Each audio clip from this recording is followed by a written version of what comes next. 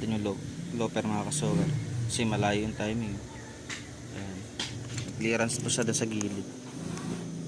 Hindi po yan tatay. Ngayon i-adjust po natin dito.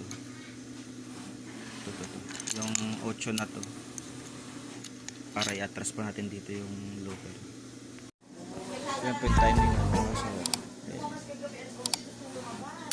Yan na po yung palitan na po natin ng loper. Kaya yun, naka-timing na po natin. Ganyan po yung timing yun. Eye to eye. Eye to eye lang po yung kasi nakita nyo po yung butas ng karayin saka butas ng loper. Dapat magkatapatan po yan. Pagtaas, nakapagbaba. Ayan po. Yun.